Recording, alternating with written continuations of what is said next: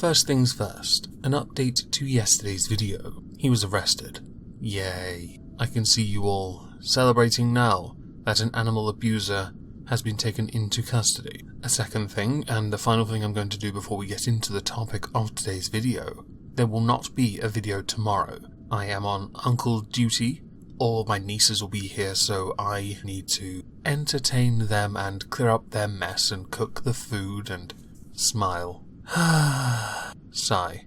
Instead, though, there will be a video on Friday, so I will continue on the 26th and upload Wednesday, Thursday and Friday. Now, as we are one day away from Christmas, and that means, yes, a ridiculous number of presents for children, one for me, thank you, dear patron, and all the lovely food, and the stress that that will inevitably cause when people start complaining about what they do and do not eat, we are going to cover two subjects that are festive, one of which is quite amusing and I should surely be wearing my Joker outfit for it.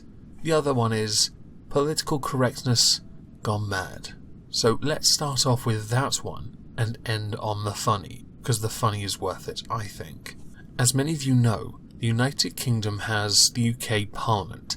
There are, for each individual country, therefore, devolved administrations. Many would argue the Welsh one doesn't really count, but they're in charge of their budget. Northern Ireland has long held some autonomy. Scotland, in Holyrood, has their own parliament made out of bamboo, because that's native, and it's the Scottish Parliament we are going to be discussing today. You see, they decided, in the drive for political correctness, and this was on the 18th of December, that they would ban gingerbread men, because it promotes sexism. Having recently suffered through Ginger Dead Man versus the Killer Bong, and the Ginger Dead Man looked like absolute trash. In fact, the only thing I remember from that were the fake tits everywhere. I've developed a bit of disdain towards them, but I do see them every day, gingerbread men that is, from one of my jobs. And they're called that because of the shape. It's simply a very basic male shape. It's the same one you see for bathrooms or restrooms or toilets, loos, bogs, whatever you want to call them. Shitters if you are from Durham. The Scottish government have done this because they want to, as earlier stated, reduce sexism, because they believe the gender-specific traditional name has caused offence somewhere. I personally don't see how this is the case.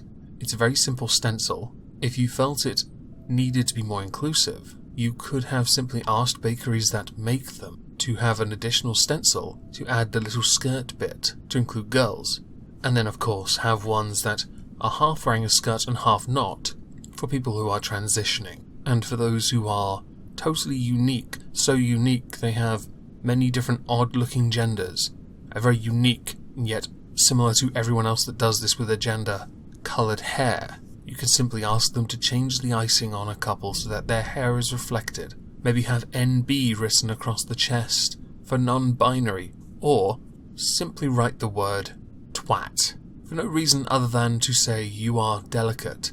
Here is your gingerbread man. The change in name came after it was revealed that over 30% of female ministers in Holyrood claimed to be victims of some sort of sexual harassment.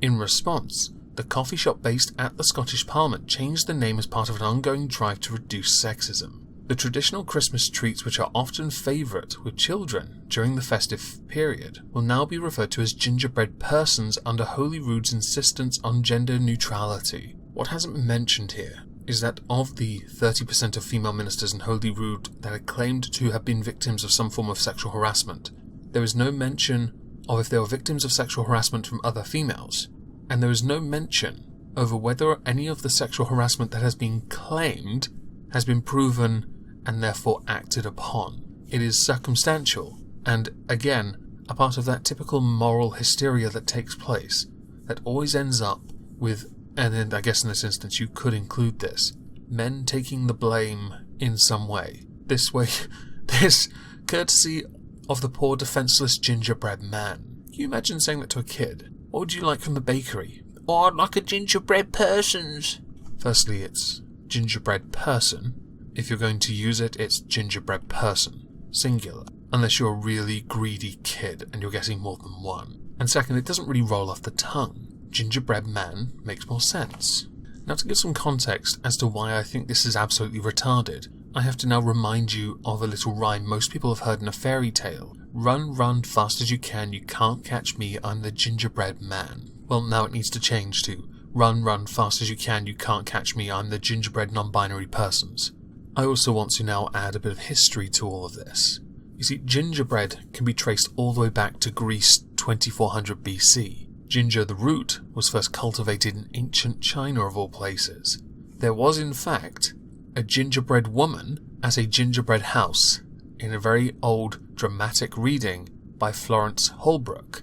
Gingerbread houses were themselves created by Germany during the 16th century, which there is in fact a world record in the Mall of America in 2006, where they made a gingerbread house that spanned 40,000 cubic feet.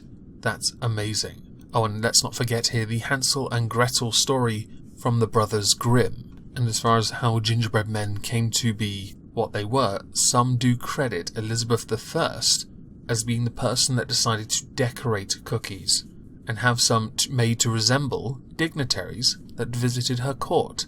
So it was a woman's idea to create the gingerbread man as a rather neat little confectionery that resembled the person visiting her. And as I've already said, gingerbread women existed in Sori. So I find it fascinating that you pounce on the idea of sexual harassment or claimed sexual harassment to morally grandstand over a gingerbread man, a freaking cookie. That's what it is. It's not bread, it's a cookie. A soft one, but it's a cookie with icing.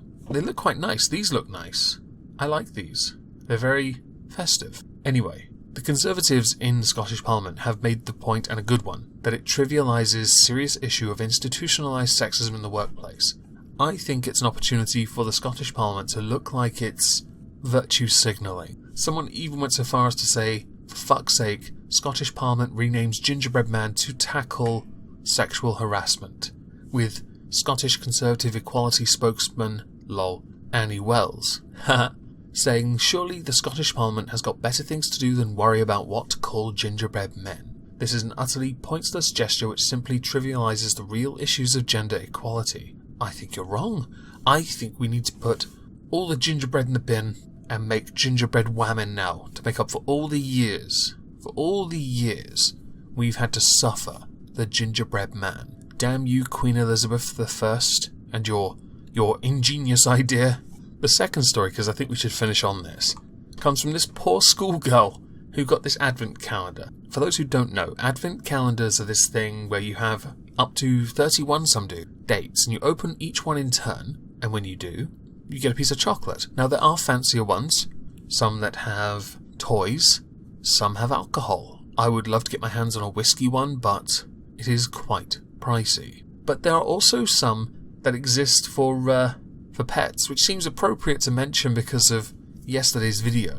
And this poor girl is holding one that is filled with catnip, and she had been eating it because that was her treat for being on that day. Now, the chocolate typically in those kind of calendars, if you think that's a chocolate one for a second, is pretty low grade. It's not like Galaxy, that somewhat melts on your tongue. It's not Lindt. If I've mispronounced that, I don't care. It's not Thornton's. And in this case, it's none of them. You may as well have given her a tub of Sheba and just said, there you go, munch on that. It's always best to lick the jelly first, apparently. It's what the cats do. What I'd like to know first is when the mother bought this, how did she not notice it said for cats on it? And second, were these advent calendars in the pet section, or were they in the advent calendar aisle, I guess, which would be dominated by them at this time of year, and you simply made an honest mistake? I'd like to think it was the former, and you had gone down the pet aisle, seen it, thought, it's in a weird place, it's right next to the litter. But you know what? My daughter does like herself some Garfield, and Garfield is renowned for being festive. Gotta have that Christmas lasagna, yo. Quality. Okay, so as I'm not here tomorrow, I will hopefully see most of you Wednesday. I hope you all have a lovely Monday and subsequent Christmas Day, and thank you all for listening.